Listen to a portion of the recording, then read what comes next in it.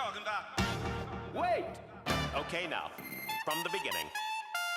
Hit it, boys.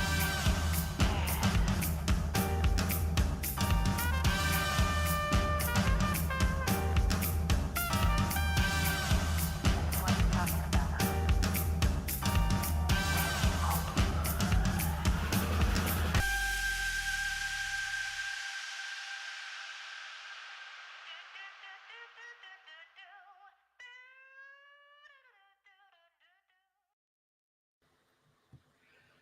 Hey, everybody. Welcome into the Arena, a Multiplatform Gaming News Podcast. This is episode 152. I'm your host, Expat, along with my co-host, Burley, Burleman Gaming. How are you, Burley? Yeah, I'm doing good. How are you, Expat? Doing good, man. Doing good. It seems like this show is like shrinking. It's like we're losing, valuable members. They must have been scared off by Alan Wake 2. Yeah, I think Fryman's footage was so good and so scary. Yeah. It scared them both. Yeah. No, but seriously, Fubu, he'll be back with us next week. And then Carl will be back with us from the 18th. So, yeah, we'll be getting everybody back soon. So, Burley and I, we're going to hold down the fort for this episode. So, we got some cool stuff. Call of Duty's coming out soon, and the campaign and everything. We're going to be talking about that. We're going to talk a little bit about BlizzCon in this episode as well, because BlizzCon has begun. We're going to talk about a PlayStation acquisition. So kind of a counter acquisition after the Activision Blizzard deal has gone through for Xbox. We're going to talk about that. Our topic of the show, we're going to talk about the big RPGs that are going to be releasing this month. So we have a few of them that we're going to highlight for you and talk about. And then, of course, our picks of the week, as well as Game Pass and PS Plus. So we're going to get to that. Of course, our show, the Arena Multiplatform Gaming News Podcast. You can see here for all of you video viewers, we record live here on Saturdays, 7 a.m. Pacific Standard Time from next week. We go back to Standard Time, but for all of you out in North America, it will be the same time, 7 a.m. Pacific Standard Time, 10 a.m. Eastern Standard Time. So check that out. So, got a great show for you. So we're going to get to all the weekly news beat here in a moment. But first, here is a brief message about where you can find the podcast in video and audio formats.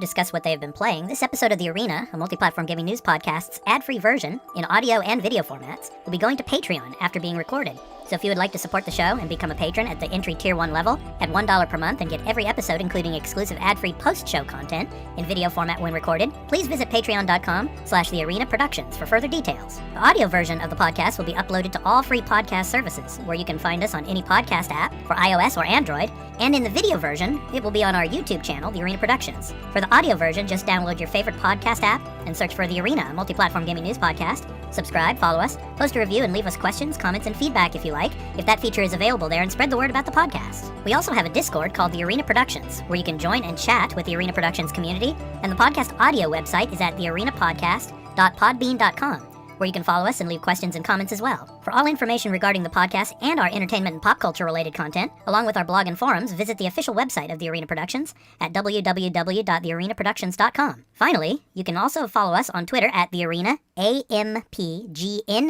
as well as on Instagram at The Arena Productions. Now, back to the show. Yeah, Burley, I'm never going to change that. It's still going to be Twitter. I'm not going to change it to that other name. So I'm not going to go and change that. So, You will not change it. I will not change it. Speaking of games that are changing constantly every year when it comes to the title only, Call of Duty still remains Call of Duty, but of course now it's Modern Warfare 3. So now it is in early access. So I'm going to show you the link. This is from gamingbolt.com, and I'm going to go ahead and read a little bit of this for you. So we got some Call of Duty news, interesting stuff to talk about in this episode. So first off, Call of Duty Modern Warfare 3 launches worldwide next week for consoles and PC, but pre-orders can access the campaign now. So Activision has released a new trailer for the same, highlighting Vladimir Makarov, the new main villain. So Makarov does several things, from attacking civilians on a plane to rallying troops in a hangar. In the meantime, Task Force 141 assembles with one mission, seeing Ghost and Farah sniping in a snowy landscape. So there are many tools available to accomplish objectives, whether it's going in guns blazing or stealthily taking out enemies. You can change loadouts via the arsenal mid-mission or even commandeer vehicles. Multiplayer and zombies will go live on November 10th, but you can preload those on November 8th at 9 a.m. Pacific time. And what I want to also talk about here is this campaign. It's IGN, boy oh boy, it really eviscerated the campaign for Modern Warfare 3. It gave it a 4 out of 10. Ooh. So this is from Simon Cardy over at IGN. I'm going to read a little bit of it for you. It says, Modern Warfare 3 has perhaps the worst Call of Duty single-player campaign I've played. It's shallow, dull, and plays less like the greatest hits and more like underbaked cover versions of missions past. It's too busy looking back at former glories rather than focusing on making any new moments worth remembering. And he goes on and on. He says Sledgehammer Games' big new addition this time around is the introduction of, quote, open combat missions, end quote, which make up half of the story's chapters. They're multi-objective arenas that aim to let you tackle tasks in any order and by whatever method suits your play style best. Unfortunately, they're symptomatic of Modern Warfare 3's flawed approach as a whole, opting for a thin veil of openness and choice over Call of Duty's once trademark blockbuster storytelling. So I'm going to end it there. Burley, your thoughts on this? Yeah, it doesn't seem very promising for the campaign, at least. I mean, there's a lot of people out there that don't even play the campaign anymore for Call of Duty. They just focus on multiplayer, and that's been prevalent for a while now. But boy, oh boy, this is probably one of the worst reviews for a campaign. Your thoughts? Yeah, this is not a good sign, because, like, I will actually say, Modern Warfare, these new Modern Warfare games, because I hate that they had to rechange the numbering. So Modern Warfare 2019 or 2018, this campaign was pretty good. Modern Warfare 2 that came out last year, the campaign was really good. I liked it, but 3, yeah, that a 4 out of 10. Like, IGN's review scores, you don't take them too seriously, but a 4 out of 10 really shows how bad it is. And Fubu says, "Hey guys, getting ready for work, but I'm listening while I thanks, prepare. Fubu. Have fun." Yeah, thanks, man. Thank you, Fubu. But a 4 out of 10, and it's not. Yeah, Call of Duty's been lazy before with campaigns, but it seems to me, especially since they had Modern Warfare 2 out last year, this year they're putting out Modern Warfare 3. Not surprised that the campaign's pretty lazy and not reviewing well. From what I've seen, because I've seen some people play it, because I'll give them credit. They're doing an interesting thing to help get that day one sales numbers and the pre-orders in. Pre-order now, get the campaign now. You can download and have the campaign, play through it. That way you're ready for when the multiplayer comes out.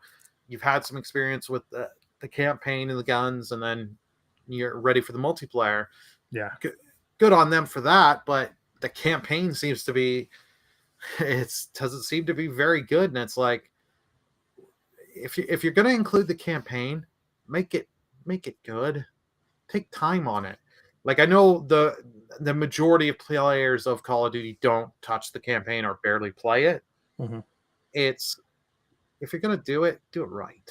It's worth it. Yeah. Well, here's another thing that got my head, that made me scratch my head a bit. Modern Warfare 3 doesn't have a platinum trophy on PS5, Burley. And it has what's really interesting about this is it has the platinum trophy on PS4. It's like, what did they do? Did they forget that there is a new generation of consoles out there, and they're still stuck in the PS4 generation? I mean, a lot of people have been talking about this game was basically DLC for Modern Warfare 2. and I'm going to go ahead and read a little bit of this for you, and I'll go ahead and for you video viewers, I'll add the link. For you audio listeners, it's at gamesradar.com. So Call of Duty Modern Warfare 3 doesn't have a platinum trophy on PS5. So, and this is, I'm just going to read a part of this here. Not only this, but it actually gets grouped into Call of Duty Modern Warfare 2's trophy menu as if it was the aforementioned game's DLC. That's the thing. Surprisingly, this isn't the case on PS4. So, what I was previously talking about was a PS5, but it isn't the case on PS4, which gives the Activision shooter its own trophy menu and platinum trophy to collect. Fans have been questioning whether Call of Duty Modern Warfare 3 is just glorified DLC for Modern Warfare 2 since its announcement a few months ago, with many wondering if it's even worth the $70 price tag at launch. Now that this trophy discovery has been shared, it seems these theories are back and stronger than ever. So this quote, so it was DLC all along, end quote. One Twitter user has replied to the tweet. Quote, if this isn't a mistake, then they need to immediately lower the price of the game, end quote. It's this, they're responding to a tweet talking about of course, not having a platinum trophy on PS5. So Burley, your thoughts on this one, man? This one, it's bewildering. You would think that it would, the first point of order, especially since we're, in the current generation of PS5 and Xbox Series and all, for the PlayStation side of things, they would put the platinum trophy on PS5. Your thoughts?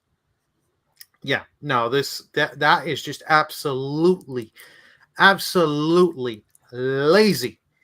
This is lazy. Mm-hmm. They've been lazy with this series. Sorry, I'm a little angry at this just because this just shows. This proves to everyone this is DLC. Yeah. They rushed it out for a year to get it out after Modern Warfare 2. The campaign's been lazy. Mm-hmm. They announced it so late just to be like, here you go. It shows me they were lazy and let's just get out there. Mm-hmm. And I'm hoping gamers vote for your wallet. If you are not happy with this and you're not happy, you're seeing the campaign reviews and all that, don't buy it. Don't give them money. Because if they don't get their sales, they will learn, okay, shit, we need to get our act together and fix this and do better. Like, this just seems to me they rushed out because Modern Warfare 2 did gangbusters last year. We need to have a Call of Duty every year. Because that's our big money maker. That's where that's the cash cow. That's the cash cow. Yeah. Where, in all honesty, if they really wanted to make a bunch of money, they could have just added a couple maps this year, made a map pack, added some stuff to Modern Warfare 2 for the other modes, and people would pay. People would buy it if you make it good. Yeah. It seems better effort there than to just try and make another game quickly within a year. Like, how many times have we seen this where devs, especially with how big games are nowadays, and this Call of Duty, if you want to install fully Modern Warfare 3, over 200 gigs. Yeah. So it's like if you had a Series S, you filled most of your drive just on the Series S. Yeah. Is just Call of Duty Modern Warfare 3. Now, with Activision, Burley, there's 3 main studios that work on Call of Duty. What is it? Sledgehammer, Treyarch, and what's the third one? Ward. Infinity Ward. That's right. So, I mean, for forever now, they've had this strategy of, okay, this year is Sledgehammer, then the next year, I think it's Treyarch, Infinity Ward. Okay, then Infinity Ward, then the year after that is Treyarch. But I mean, just give it a break, and make a polished, single player campaign, and then just to make sure that you have a platinum trophy, on all of the versions of it. It's just, but no, it's like you have 3 studios and they're working. It's like a 2-year cycle at least, but maybe they need more. And so it'll be interesting now because now that Microsoft owns them, I wonder how this will change, if at all. I'm this is something I'm really hoping with Microsoft they step in, because you know what? If you need, like, if you take time and get one, I'm just saying one game, one Call of Duty every 3 years. Let's say every 3 years, you get one. Here's the thing: if you want to still make your money and stuff like that, you add it into their other cash cows, Call of Duty Mobile and Warzone, because people still spend a ton of money on that and all that. They could put the money into the put some stuff in there. They'll make their money there, but then you will have, when you do take that time and release a new game, so Modern Warfare 4 or Black Ops, whatever, you will make your money back, because people will be like, oh crap, they've taken all this time off. It looks so much better. Show it off, and people play it. And if it's a good product, you will have the pre-orders, you will have the day one sales. The people aren't going to go away. You will have a vocal minority base that will go, I want my yearly release. I want my yearly release. But when like Vanguard 2 years ago, that one, they dropped the bed. They shit the bed on that one. And people didn't like it. And then they came back with Modern Warfare 2 the next year, and people love that. And it's like, you kind of can't, we can't just keep going, well, there's a semi-okay bad one, there's a good one, then bad. No, we don't want to keep doing that. You got to take your time. Take your time. I know you've got a lot of studios, because they took, I think it was I can't remember if it was Vicarious Visions or Toys for Bob. I think it was Toys for Bob that became a studio to, and then just pretty much support on these Call of Duty stuff, because they were doing so much. It's like, okay, now you're cannibalizing other games for Call of Duty. And it's like, if you're not going to put the quality in and you're just going to yearly release this, okay, we as consumers need to vote with our wallet and show this is not okay. Yeah. You know what I don't think this is ever going to happen, but what I would love to see is like an action-packed, like 20 or so hour campaign. Oh, you'll never have that. That'll be I like mean, 6 games. That's 6 games of campaign you could have. Yeah, but I mean, like a really solid, like 20-hour campaign where there's a really, really good story and lots of action-packed missions. I mean, but yeah, it's unfortunately we're probably never going to get that. But who knows? Maybe Microsoft will turn that around and give them the time and give them the the leeway to have the creative independence to be able to do something like that in the future. We shall see. Yeah, it's quite possible, but like I would love to see you give me another 6 to 8 hour campaign for Call of Duty where it's good, and you can take some ideas that you took from, like, bring up Black Ops Cold War. Because one of the things I really like that is at the beginning you do a psychic evaluation, your profile. You pick some perks. They have advantages and disadvantages. Right. So you can. It's another thing on the difficulty system to make it easier or harder and affect the way you play in the game.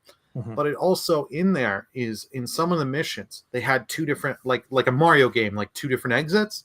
Right. So if you beat it this way, you got access to this mission. You beat it that way, you got this mission.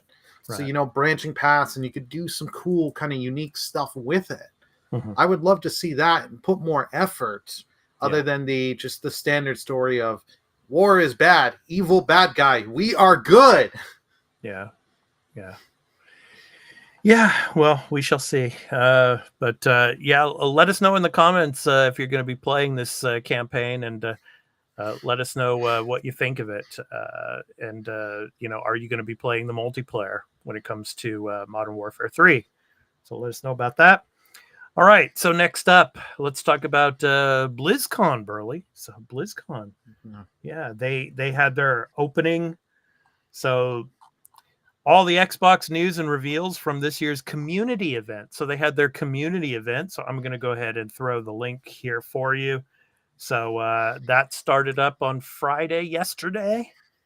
So so this is from Xbox.com. So I'll go ahead and show you the first image here. So good old Phil, Uncle Phil, he showed up on stage at BlizzCon. And it's interesting, Burley, that I didn't know that it's been 4 years since they've had like a full-blown BlizzCon, a actual event, because of COVID and all. So yeah, this is like the first time in like 4 years that they've had this. So anyway, I'll go ahead and read a little bit of this for you. So, special appearance by CEO and Microsoft Gaming Phil Spencer to help welcome everyone to the start of the weekend's celebration. So that was pretty cool, him coming out.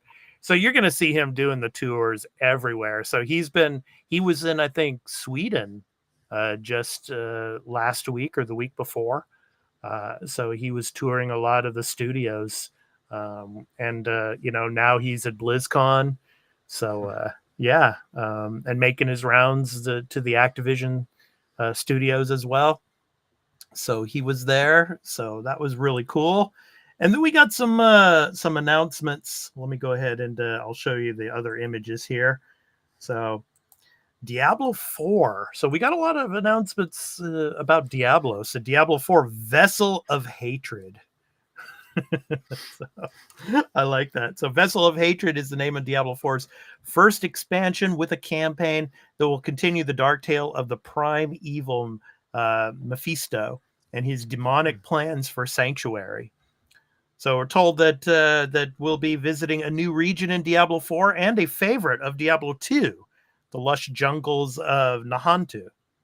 This mysterious new world will also include new ways to play with new evils to vanquish and a completely new class never seen before in the Diablo universe. So Vessel of Hatred is set to release in late 2024. So your thoughts on this one, Burley? Yeah, I'm glad to see we got some info because they've been teasing that they're going to be doing an expansion and bring back Mephisto. He was in Diablo 4 in the story. I'm just not going to say what capacity. Play the game and you'll find out. Right. He is in it, and it makes sense because small spoiler, but if you've played other Diablo games, you'll know this, and they say it early on in Diablo 4. Lilith, the main villain, is the daughter of Mephisto. Okay.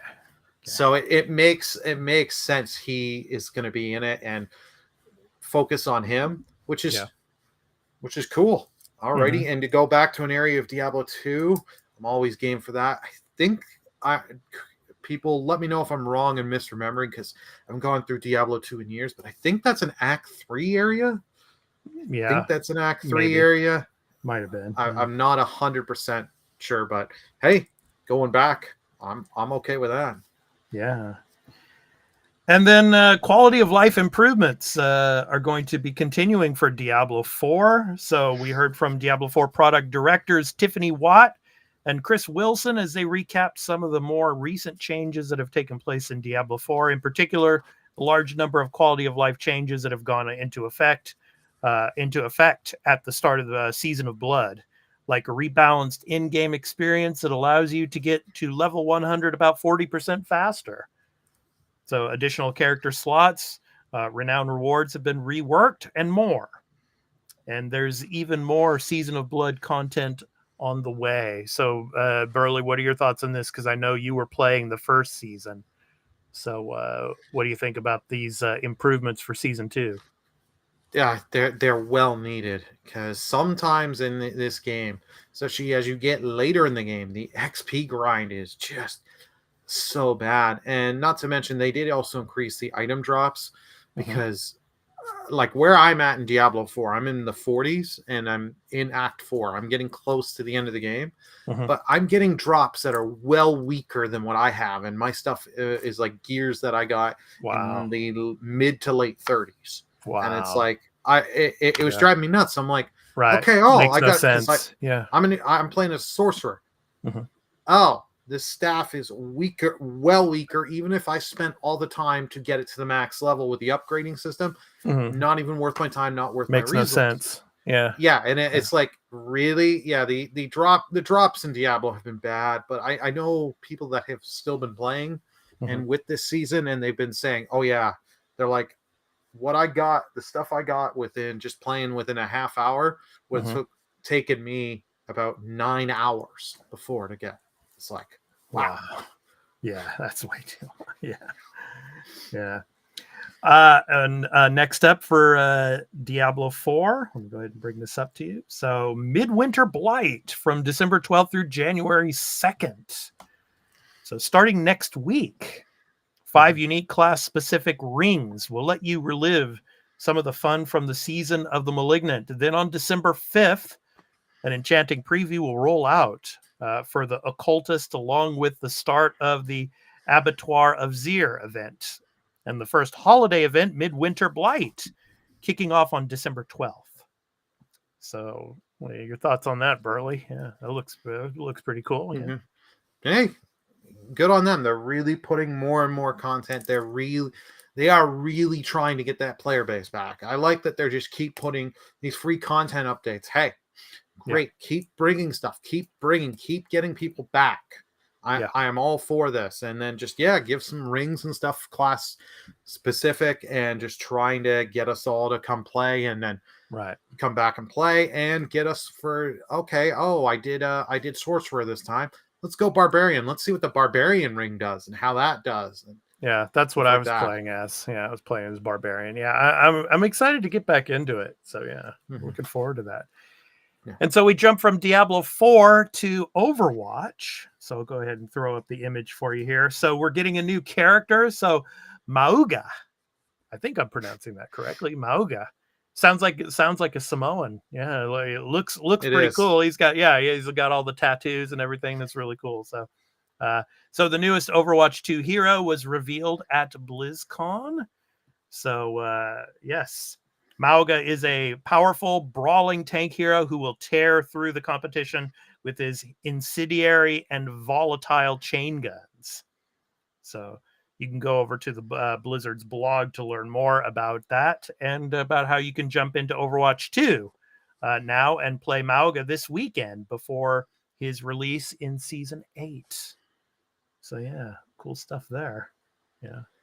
Yeah, they're adding another character to Overwatch 2 that is nice, but that game is they're still like, people are happy to see another character, but people are still upset and mad that remember they promised this campaign and all this other stuff, and then Blizzard said, "Whoa, we ain't doing that. It's going to cost us money." Yeah, it's interesting. Go ahead. Because Overwatch 2 going free to play and how they handled that and didn't handle the transfer well from Overwatch 1. I want to see more characters. Like every season I want to see a new character, kind of like with Apex. Apex has always got like a new character coming out for each season, so I want to see them continue to do something like this. So, and then finally, also let me go ahead and get your image up here for you. So Design Lab, so customize your own Overwatch 2 wireless controller with Xbox Design Lab. So to celebrate the event and Overwatch 2's in-game collaboration with Les Firm, Xbox has created custom controllers with Xbox Design Lab for your perfect night. So this controller is now available to design and order. If you're really into Overwatch, you can custom control all this. So well, this is something I love with Microsoft. They embrace Design Labs, Design Lab. Just have this and get the controller that made you want the way you want it. That now that's something cool, and now some Overwatch stuff to it. That is awesome. Good on Microsoft on getting this out. Yeah. And Burley, did you want to mention there was some other news pertaining to World of Warcraft that came up? Yes. As well. Yeah. Yes. They now for WoW Classic, they are adding the Cataclysm expansion into there.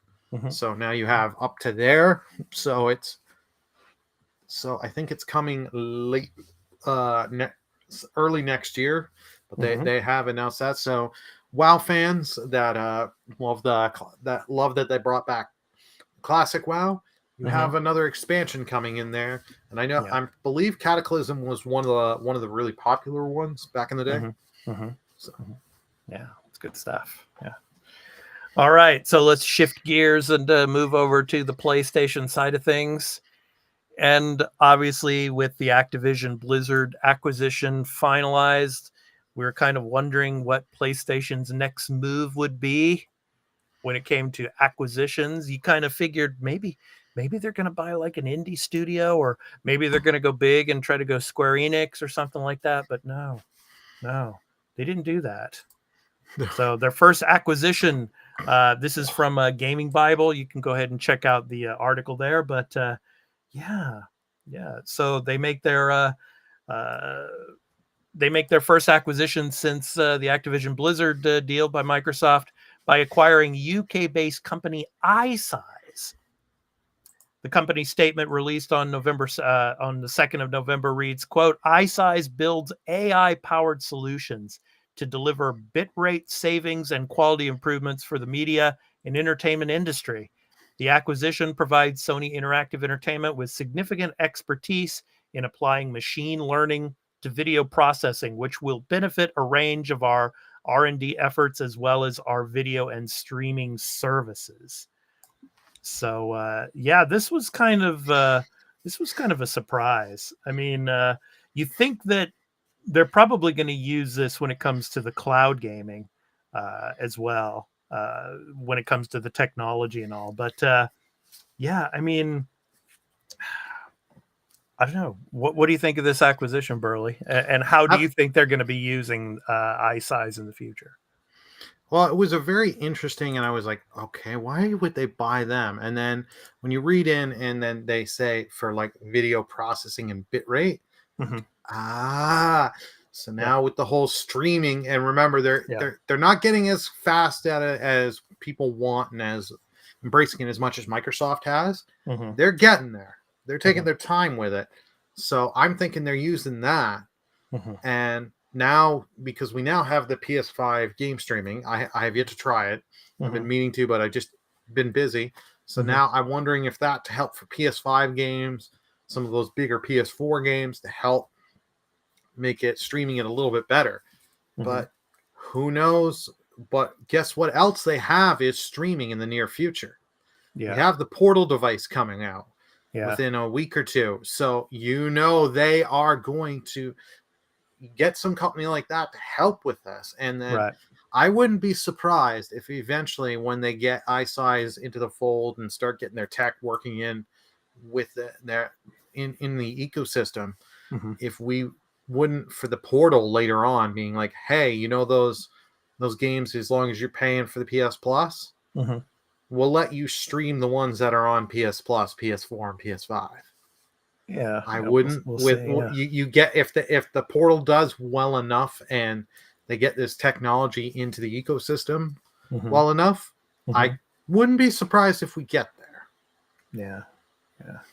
Because they have the Azure, so that'll be interesting to see. But a lot of people are saying that this was kind of the decision to make this announcement was kind of, to try to soften the blow of what happened with Bungie. As you know, Bungie laid off about 100 employees. And of course, a lot of their studios, Naughty Dog, Visual Arts, Media Molecule, they had a lot of had some layoffs and all and stuff like that. So trying to soften the blow and to make this announcement and all. But I think when it comes to the streaming and all, I think that's their next play, and to try to gain a foothold into that. That'll be interesting to see. So, but I think it's going to be a while before we see any any kind of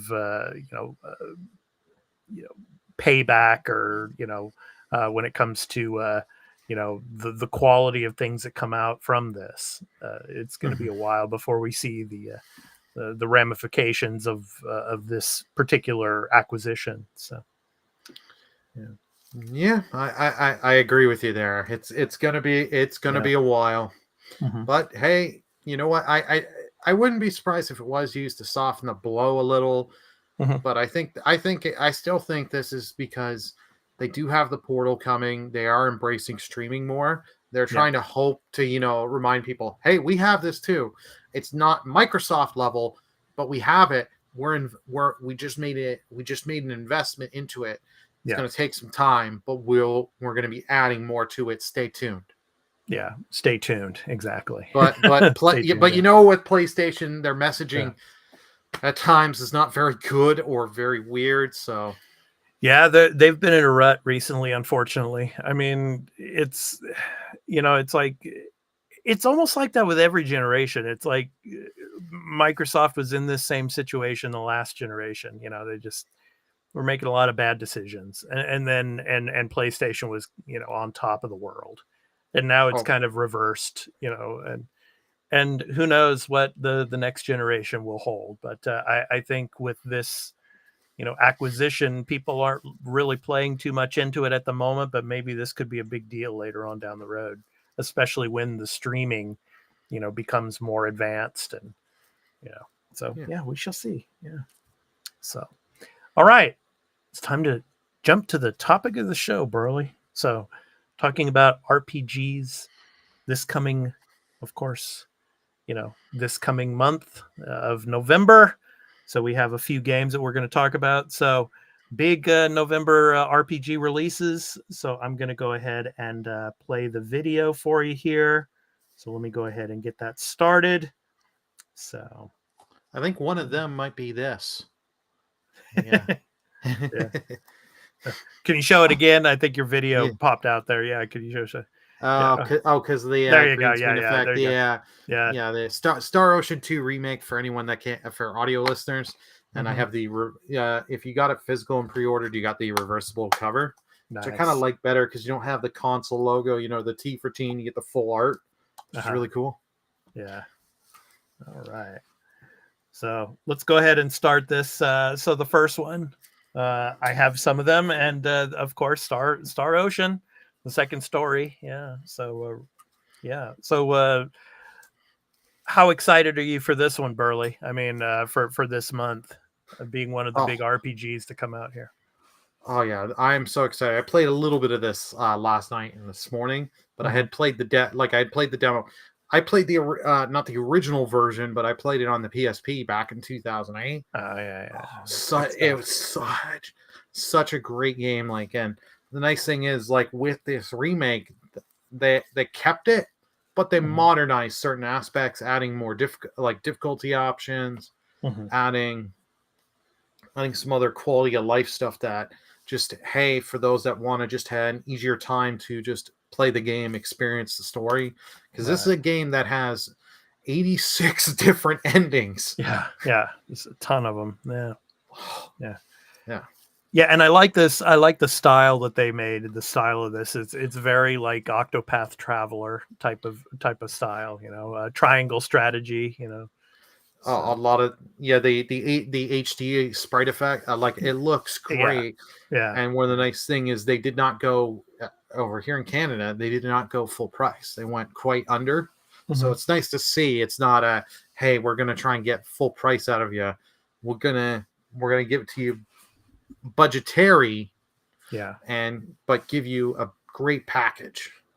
Yeah, it looks sweet, and I like the combat in it as well. So the action RPG, the arts, and you have the two different. You have Claude and you have Reyna. You can choose whoever you choose in the story.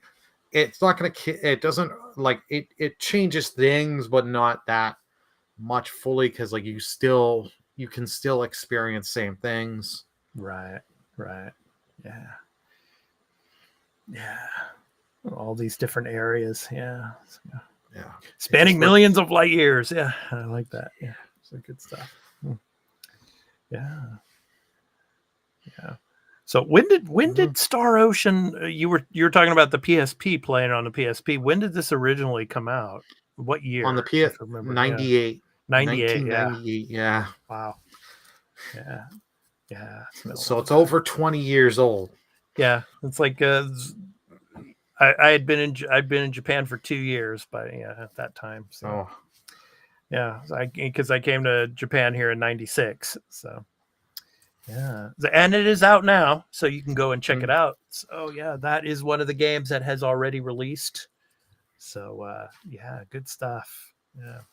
Second Story R. You get to see the Switch, PS4, and PS5 boxes there. And it's on PC as well. And the nice thing is, if you're interested in the game right now, Square has a demo, and it's the first 3 hours they'll transfer over. So Square did that tradition that they've been doing.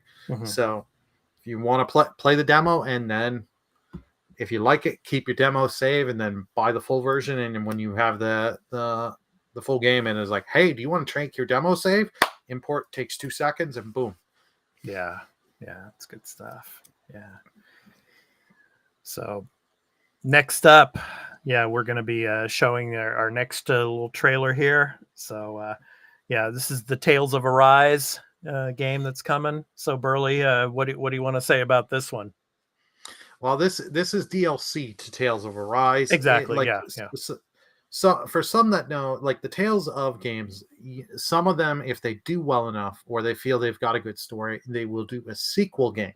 Right. So this is the first time where they're just really, instead of doing the sequel game, hey, here, it's downloadable content. We'll charge you $30 or whatever the charge is, and they're adding on. So it takes place at the end, after a few years after the end of the first game.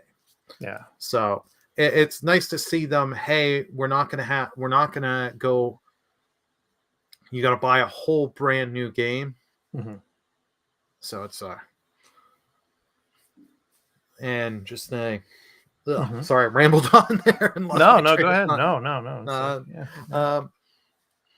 So it's nice to see that they're just expanding on this, giving it to you as a download, and knowing from how they've done the past ones, these are still quite a good length. I expect this to probably be, story-wise, probably about 15 to 20 hours, as well as a good amount of side content, because there's always in these Tales of games a lot of side content.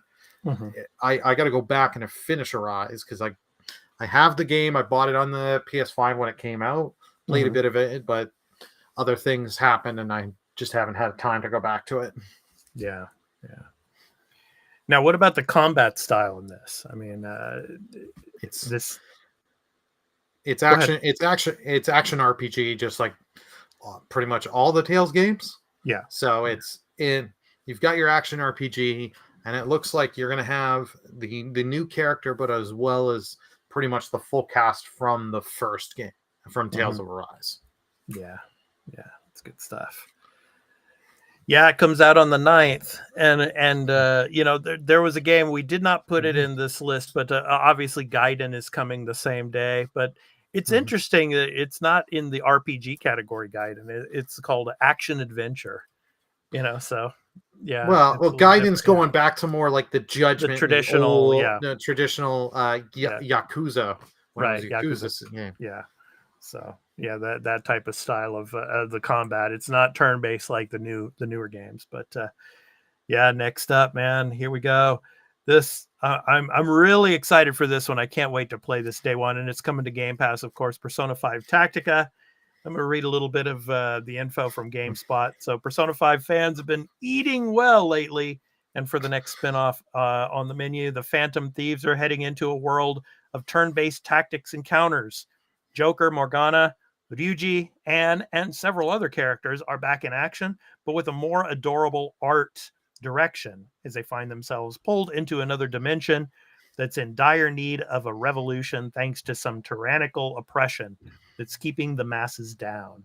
Assemble a dream team, overthrow the monarchy, and take out enemies with some stylish strategy. Yeah, I mean, it's turn-based. I'm not the biggest turn-based fan in the world, but I'm really excited for this because I love the Persona games. And I'm really looking forward to playing this day one. Burley? Yeah, this I'm looking forward to, and I'm glad it's on Game Pass. This is not something I can go drop $90 to $100. And it's turn-based, but it's like Fire Emblem style, tactical RPG, which is interesting. I think it'll fit well with Persona. But I am, like, I will definitely play this, but I am getting tired of Persona 5 just with that. Like when we had the episode earlier with Lady Virgilia and Cammy Reaper. I was like, they are milking Persona 5. Like they did this with 4 as well. Yeah, it's but this style is very different though. I mean, than the actual, mainline Persona games, but It is and isn't yet, but like I think the best example of it was Strikers, because that was the action RPG one. Yeah, It yeah. really, it was so much different, and the game was not as long. Oh, Mhm. and Reaper, I mentioned his name, and here he is in the chat. I Well, have come this on in, Reaper. preloaded, ready to go. Yeah, I can't That wait does to not play surprise this me. Reaper. Yeah, yeah, it's good stuff. Yeah, yeah. I mean, well, I mean, yeah, you could say that they're milking Persona 5, but they're still probably still Working. early stages or mid stages of development of 6. I still don't think we're going to get any kind of announcement on Persona 6 until later next year. You know, I'm still saying that it's going to be 2026 before Persona 6 comes out. So yeah, Yeah, that's just my thought. Yeah. I think you're right on that. Yeah, yeah. I mean, you know how Atlas is. They're pretty, sometimes they're like over 10 years before their next game comes out when it comes to the Persona series. So yeah, because there was a long gap between Persona 4 Golden and then Persona 5. So yeah, we shall see. So all right. So next up, Burley, this is, I think, probably your biggest one, maybe. Yeah, the Super Mario RPG. Yeah. So what are your thoughts on this one? I mean, it looks amazing, but yeah, what are your thoughts? Oh, this does looks amazing, and this is something we were all wondering, because for the longest time, the Nintendo Switch Online, you never had this game on the original, and it was like, why aren't you adding this? Why aren't you adding this? Why aren't you adding it? Oh, they remade this. And I remember when I saw this, I was in a certain person's stream when they were streaming this direct, and it had this. I was like, oh yes, I'm glad to see this finally getting remade. And the nice thing is they've been adding stuff to it. They have an easy mode, so those that aren't, because this whole thing is turn-based, but this is the game that has the timed hits, so you can time hit for your defend and your attacks. So you can do reduce the amount of damage or do more damage. So they've added like triple attacks. So all 3 of your party members can do special attacks together. Right. This is just one of these great RPGs that, like, I first got to play this. I was in I had to have a little surgery when I was a kid, and they had it wheeled in a Super Nintendo. It had this, F-Zero, and I think Sim City. Oh, and I think you know which game out of the 3 I really spent the time playing. Yeah. It was this, and I've loved this game. I remember buying it on the Virtual Console on the Wii when it came to the Virtual Console. It's just such a great RPG. Yeah, and it's like even if you've got like young kids or people that aren't into RPGs, it's still I would say a good starter RPG, and that they're adding more to like stuff to make it easier. I really like that. Yeah, and this is going to top it all off for Nintendo for this year. I mean, Nintendo's had such a big year with Zelda Tears of the Kingdom, and then of course Mario. Super Mario Brothers Wonder, that just came out, and now this one. I mean, and then they had Pikmin earlier this year, of course, and also Splatoon 3, and Mario Kart DLC, which the last one's coming. I mean, it's just been an amazing year for Nintendo as usual. I mean, it's for them not to have an amazing year. That would be saying something, So, but I want to go back to the Persona. I think when it comes to when Persona 6 is going to come, because we're getting Persona 3 Reload early next year, right? I think after Reload comes out, then they're going to probably, like in the summer, make some kind of announcement for Persona 6.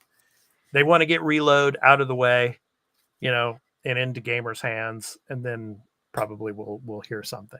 That's my thoughts. We shall see, but yeah, I mean, this.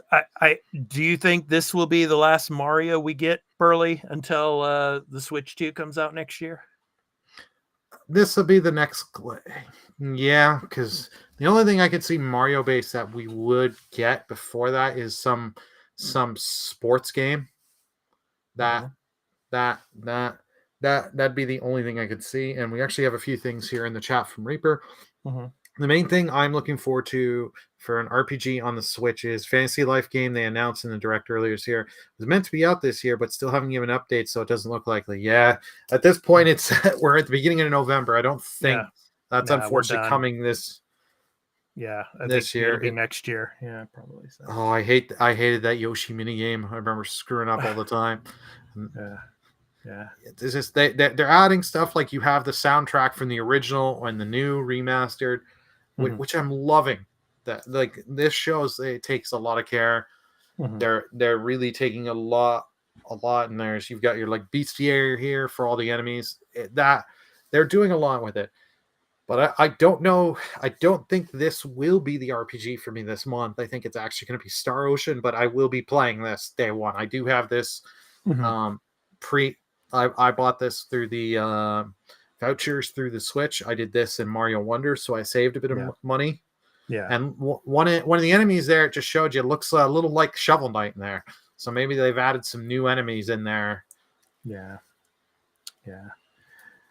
for sure. Yeah, mine of course will be Tactica. I'm really excited for that, so I'm looking forward to that too, coming out.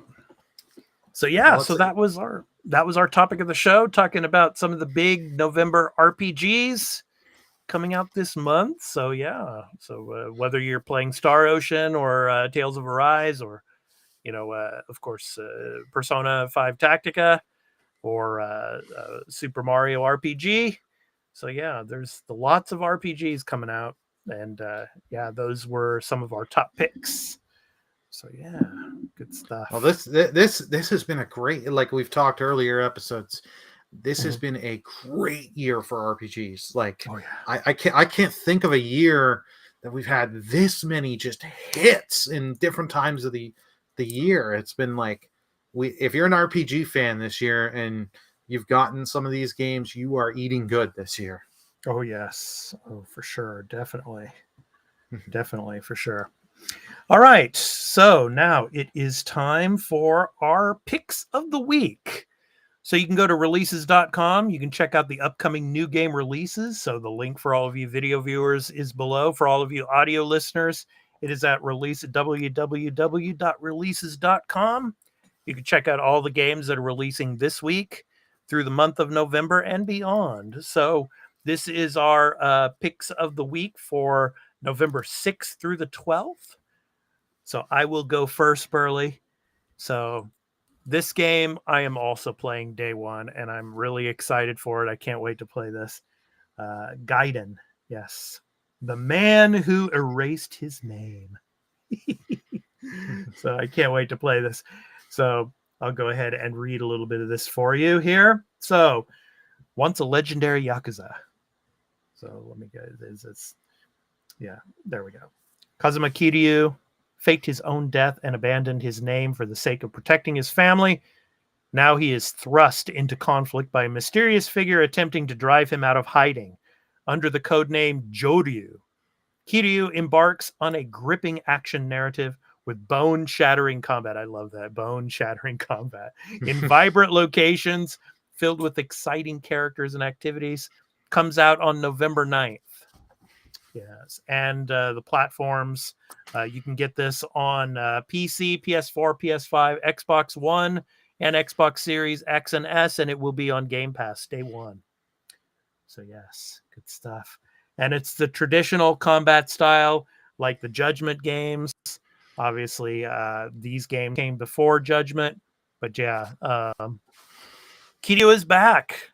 It's Joryu this time. Your thoughts, Burley? Yeah, no, this does look good, and the bone breaking, because if you've played any of these or Judgment Edge games, they go over the top with the action, and like when you do the massive damage, the faces, they go to the face camera. Whoa! Yeah, it's great. This does look good. I'm very interested to see. It's very interesting because after Like a Dragon came out, that was the first turn-based. They did turn-based. Right. And they're now going back to their roots. So it'll be interesting to see how this one does. And I'm wondering how much time passes between this game and Yakuza 8, Like a Dragon 8.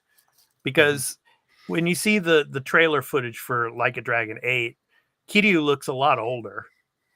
So I'm wondering if this is like maybe a 10-year gap between Gaiden and Like a Dragon 8. So if any of you know, let us know in the comments. But I'm thinking there is some kind of time gap because, he looks younger here in Gaiden than he does in the trailers for Like a Dragon 8, where he's, kind of teaming up with Kasuga, Ichiban. So, it'll be interesting to see. But the man who erased his name, I like that. Yeah. So, Ryuga Gotoku, yes, Gaiden. Yes. Ryuga Gotoku in Japanese means like a dragon. So, yes, excited for that one. All right, Burley, you're up next. What is your pick of the week? My pick of the week is Tales of Arise, the DLC Beyond the Dawn. On planet Dana, reverence has always been given to Reina, the planet in the sky, as the land of the righteous and divine. Stories handed down for generations become truth and mass reality for the people of Dana. For 300 years, Reina has ruled over Dana, pillaging the planet of its resources and stripping of people of their dignity and freedom. Our tale begins with two people born on different worlds, each looking to change their fate and create a new future. Featuring a cast of characters, updated combat, classic Tales gameplay mechanics, experience the next chapter in the world-famous Tales series, Tales of Arise Beyond the Dawn. So, this is coming Thursday, November 9th to PC, PS4, PS5, Xbox One, Xbox Series. Like I was saying earlier when we were in the topic of the show, I enjoyed what I played of Arise. I cannot wait for the DLC. I need to finish Arise, but I've played some of these Tales sequels. Like I played the one for Symphonia, even though it's not as good as Symphonia, I really enjoyed it. Tales of Xillia 2 was another one. It was really good. Not as good as the original. This I'm interested to see where they'll take the story and go from it. It's nice to see, like I said earlier, they're just doing the DLC method of instead of making a full price game, you're paying full price, giving you the content, just adding on with that a reduced cost, which is nice. Yeah. All righty. Good stuff. So those are our picks of the week. So you can go to releases.com and check out all of the games that are going to be released this week through the rest of November and beyond at www.releases.com. So please check that out. So good stuff. So those are our picks of the week. All righty. So next up, it's time to talk about Game Pass. So there's going to be the first wave drop. So for the month of November. So Burley, take it away. What are we getting for Xbox Game Pass? Well, there's a few that are available today as of today. Headbangers Rhythm Royale. That was a day one in Game Pass to Cloud Console PC. Just Dance, Cloud Console PC. It's now out, day one. And we also have War Tales, which is Cloud Console PC. That's been out for a bit. We have Thirsty Suitors that came out on November 2nd to Cloud Console PC. And we're just showing that now. Day one. This one will make Fubu happy. Football Manager 2024, November 6th. Available day one on Game Pass. So we know what he'll be talking about. Yeah, they have that and the console version as well. Yeah. I don't know why it lists it twice. It's just really weird. Dungeons 4 Cloud Console PC, November 9th. It's another day one. Like a Dragon, we've already mentioned that one. Yep. And one that interests me, Wild Hearts, Cloud Console and PC EA Play, November 9th. I've actually wanted to try it. It's basically their version of Monster Hunter. That's something I've wanted to try. Yeah. We also have Spirit T, Cloud Console PC, coming November 13th. It's a day one on Game Pass. And Coral Island, Cloud and Xbox Series, November 14th. And then we got some DLC updates. Age of Empires 2 Definitive Edition, the Mountain Royales, which is available. EA Sports WRC early access trial, Mm-hmm. and Fallout 76, the 5th birthday bundle, available now. So you get a bunch of cam items, a new photo mode frame, and craftable armor. And we do have a few games leaving Game Pass on the November 15th. Coffee Talk, X-Punks, Ghost Song, Gungrave Gore, Football Manager 2023, both console and PC version, Lapin, and Townscaper.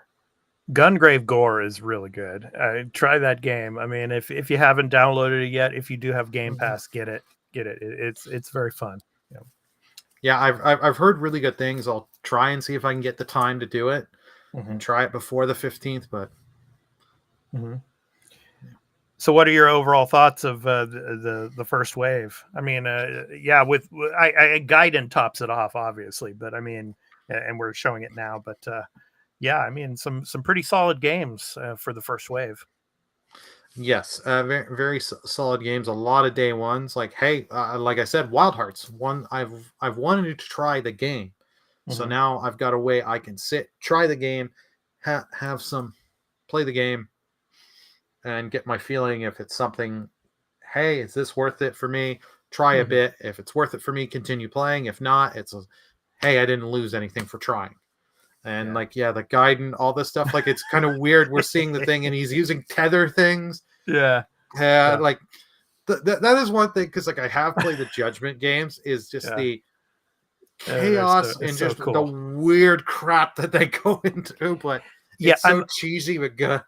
I'm really looking forward to the time when they make some kind of DLC where there's some kind of like collaboration with Joryu or Kiryu, whatever he's going to be called. Probably he'll still be Kiryu after the game, but Kiryu and Yagami from the Judgment games. I mean, to bring them together with Kaito and have some kind of mission together where they got to do stuff. I mean, that's exciting as all hell for me. I mean, I just love to see them do some kind of collaboration missions or something. Well, is Kaito supposed to be in this game, or is it in the next one? Kaito. I can't remember. Well, Kaito's he's in the Judgment games. Of course, he's the sidekick of Yagami, but I don't think he's in any of the the they main. Teased him in games. One trailer. They teased really? him in one of the trailers for it was either this one. I think it's 8. I think it's 8. They teased him. Really? They show him for like 2 seconds. I remember.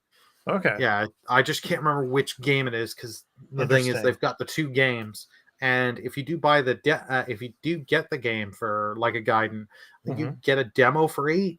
You get a demo for 8, yes, but I don't know. I mean, he might be in it for a few seconds or something, but I don't think there's any kind of like missions with him in it or anything. We would have heard that by now, I think. So. He's the super boss.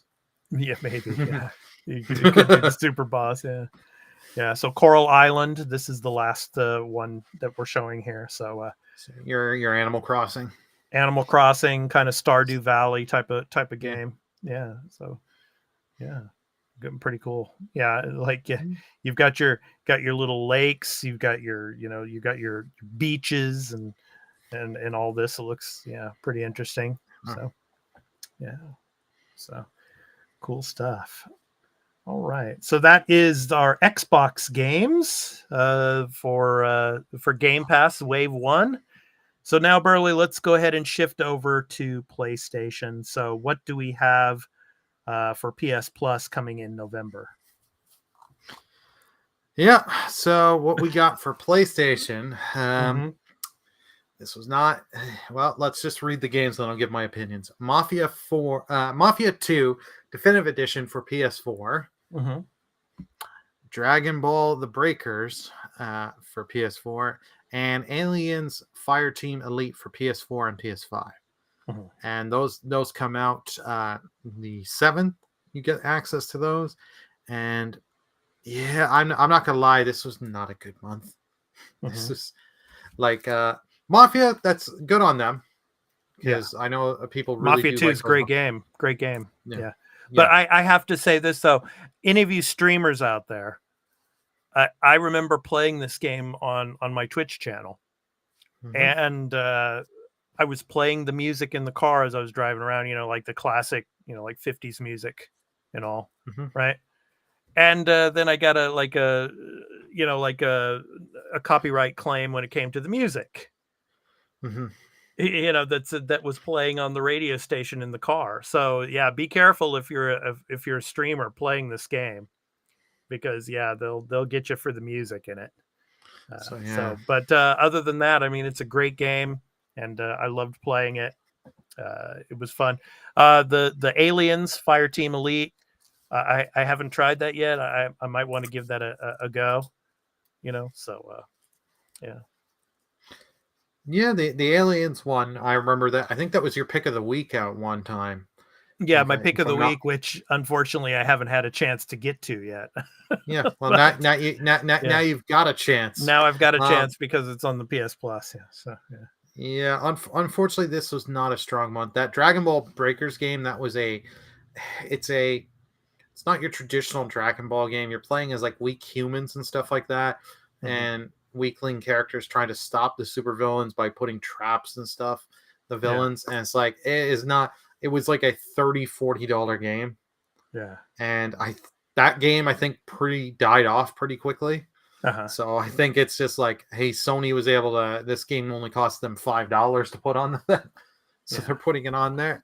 It's like, Yeah. like, Yeah. I get it. You gotta put if you're gonna put 3 games, you need quality. Like, give me quality over quantity. I'm okay even if you did one game. If it was like, let's say, I don't know, what's a good game example? Say you put Returnal up there for the PS5 users. Yeah, there you go. You're at least you're putting quality. Yeah. You're gonna get people that'll bitch, but like people like me be like, what's the problem? They're giving you Returnal. It's Yeah. they're giving you a good game and all that. Like, Yeah. this is just something they could buy for cheap, and I'm sure Bandai Namco is happy because they're like, this gives them a chance to milk, and I believe that game has microtransactions for costumes and all that. So Mhm. it's like, yeah. Yeah. I mean, I would even be satisfied if they gave us like some of those old Housemarque games. Like Resogun and stuff like that. Resogun, Alien Nation, things like that. I mean, I would love to play. I'm those okay with games. that. Oh yeah, like on PS Plus. I mean, if it was a monthly, installment or something. I mean, those would be awesome. Mhm. Yeah. All right. So those were the PlayStation Plus games. Yeah, for this month. So yeah, good stuff. So next up, our programming notes. So for the Arena Productions, obviously, our gaming content here is not the only type of content we do here on the Arena Productions. We also do entertainment and pop culture related content here on the channel. And this last week, I put up our Star Trek Lower Decks Season 4, Episode 10, the season finale called Old Friends, New Planets, the recap episode of that. So please go and check that out if you're a Star Trek fan, if you have seen the episode, because there are spoilers in this recap episode. So please go and watch the episode and then come back and enjoy the recap I did for the season finale of Season 4 for Star Trek Lower Decks. And then yesterday, I put up our for the Marvelous Marvel Discussion Arena show that we do here on the Arena Productions. The series details were revealed for Echo, which is coming out in January. So I put up a video on that. So please go and check that out. And it's going to be not only on Disney Plus, it's going to be on Hulu as well. So go and check out the video and check out all of the reveals that are in that video for the Echo series. So I'm excited for that series, actually. I'm looking forward to it. I really like Alakwa Cox and her character. So interested to see where that goes in January. January 10th is when it premieres.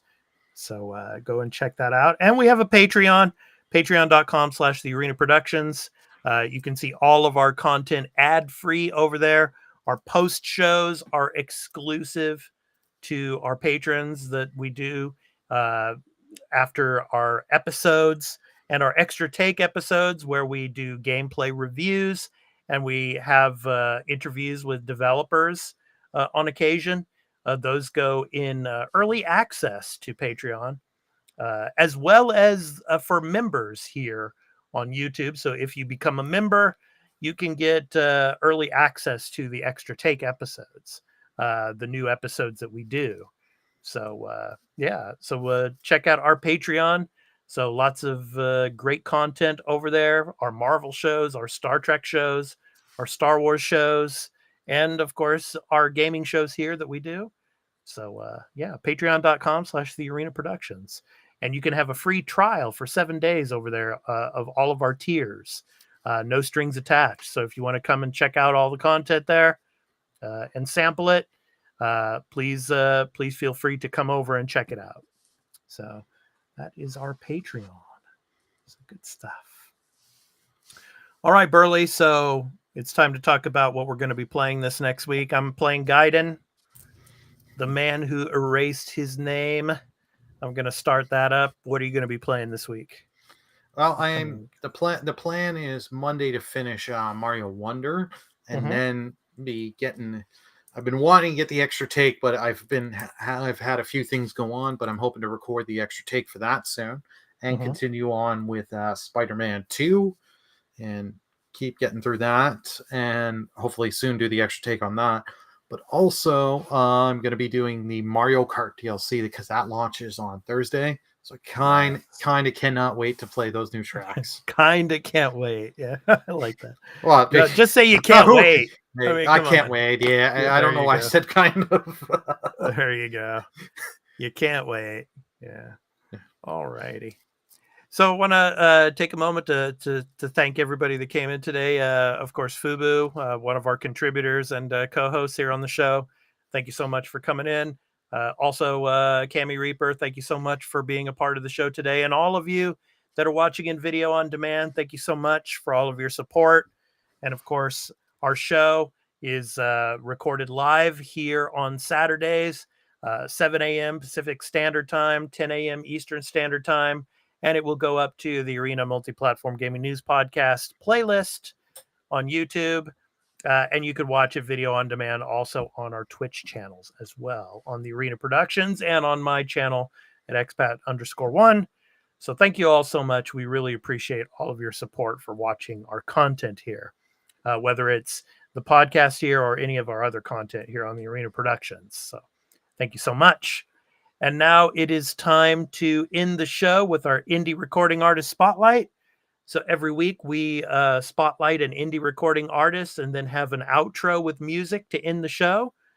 So this week our spotlight is on Custom Melody. Custom Melody is a guitarist and composer from Ukraine with almost 10 years of experience in making music for visuals. Starting as a touring musician, he transformed his playing and composing style to fit modern needs, providing organic and natural sounding instrumental rock music. With skillful use of core elements, he makes his music simple and straightforward for listeners by putting mood and emotions first. He offers timeless rock and roll, alternating the variety of subgenres from uplifting indie rock to in-your-face sounding blues rock anthems. From his album titled Extravaganza, and the song is called Energy in Everywhere. So this has been the Arena Multiplatform Gaming News Podcast, episode 152. I've been your host, Expat, along with my co-host, Burleyman Gaming. We hope to catch you in the next one next Saturday. And please check out the Arena Productions live show Monday through Fridays, 4:30 a.m. Pacific Standard Time, 7:30 a.m. Eastern Standard Time, where Burley and we go through the day's gaming news and entertainment and pop culture related news Monday through Friday. So anyway, take care, everyone, and have a great week of gaming, and we'll catch you in the next one. So enjoy the outro and take care, everyone. Peace out.